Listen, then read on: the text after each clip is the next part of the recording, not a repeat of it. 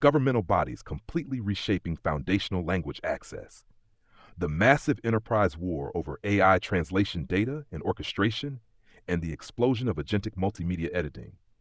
If you're trying to keep up with the latest industry shifts, you already know things move fast.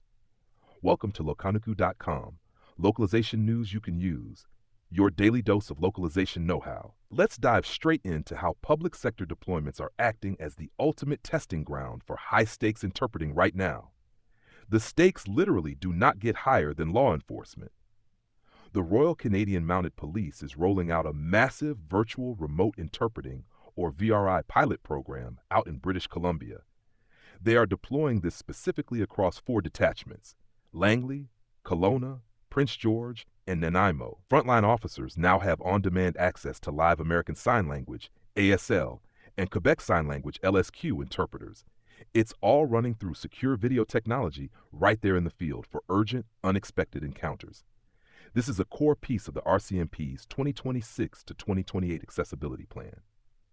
Historically, deaf and hard of hearing individuals have faced tragic risks during police encounters because broken communication methods were a systemic failure. Now you might wonder if relying on a tablet screen for VRI creates a dangerous technical bottleneck in a high adrenaline situation if a connection drops. Here's the interesting part. They aren't looking at VRI as a total replacement for the nuance of an in-person interpreter. It is an immediate triage tool. It is about eliminating devastating first contact misunderstandings.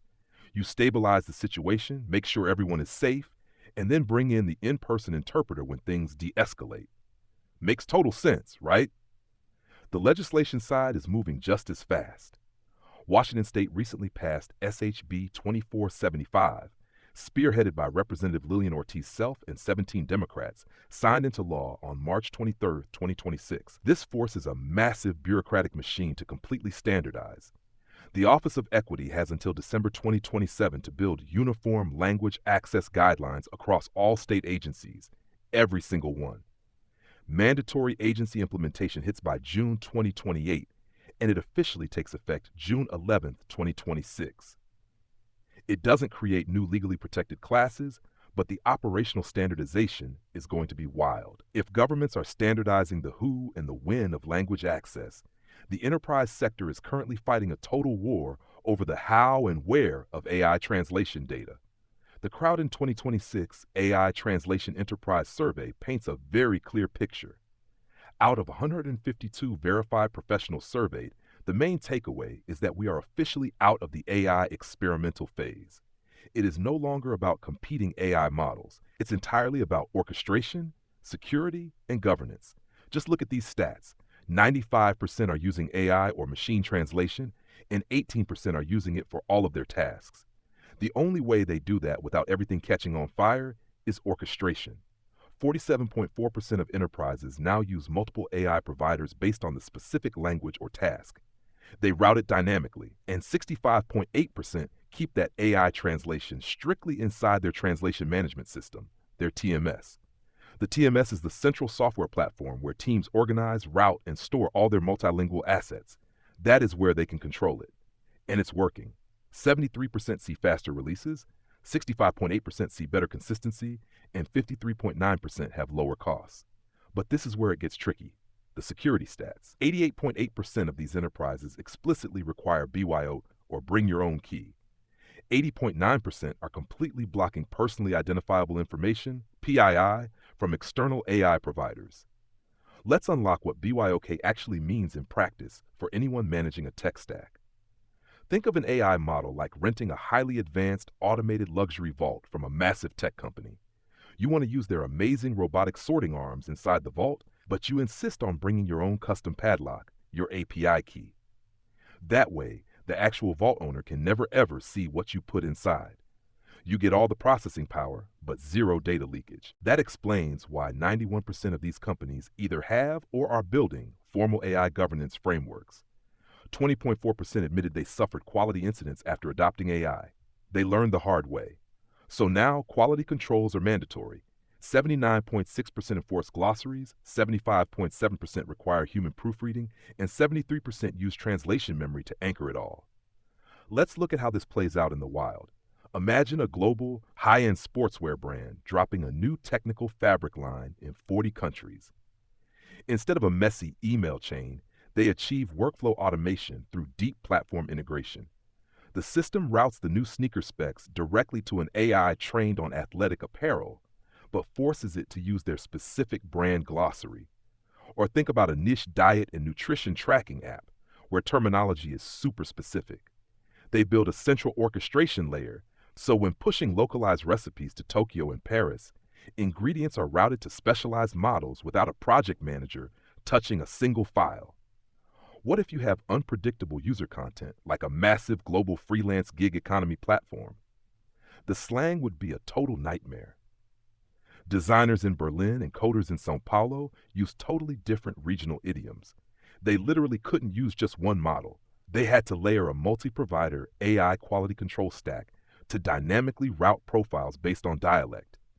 The stakes get even crazier with a global fintech payment gateway dealing with fraud alerts. They manage sudden localization drops via strict API integration and BYOK, so sensitive banking data is never exposed. And even with all that tech, the human element is king. Think about a high-speed rail engineering firm where a single mistranslated metric could cause a train derailment. They mandate intense human review for every structural schematic.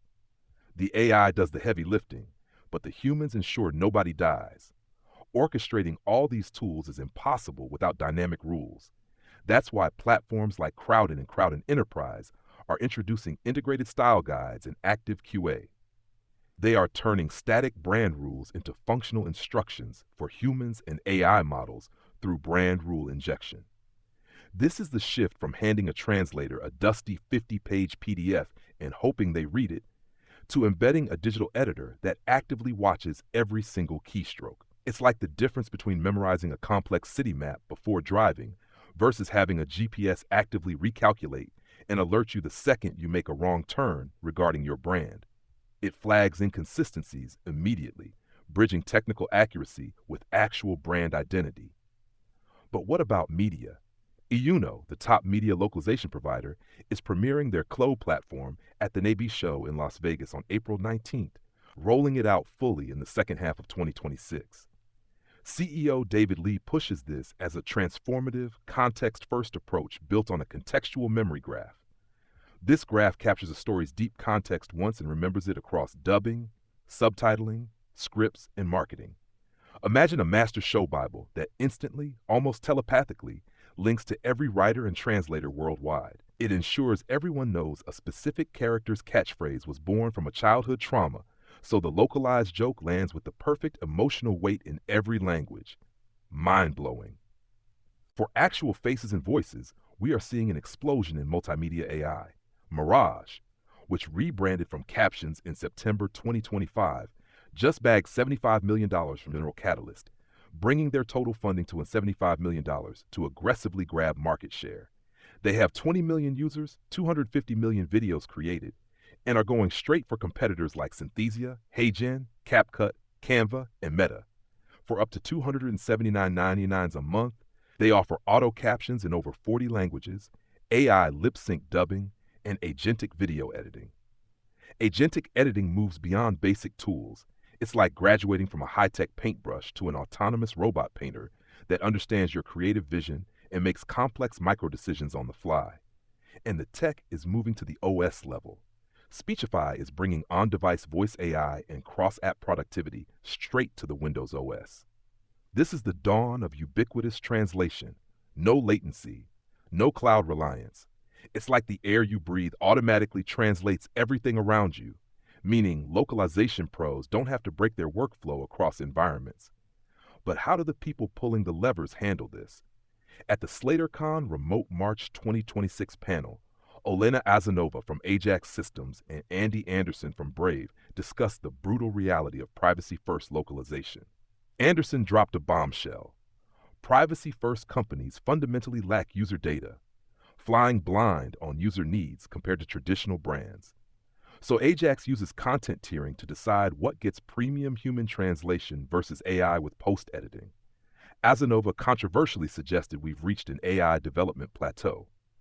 But it's not the tech plateauing, It's the massive logistical hurdle of safely deploying it in regulated environments. You need humans to sign off on legal compliance.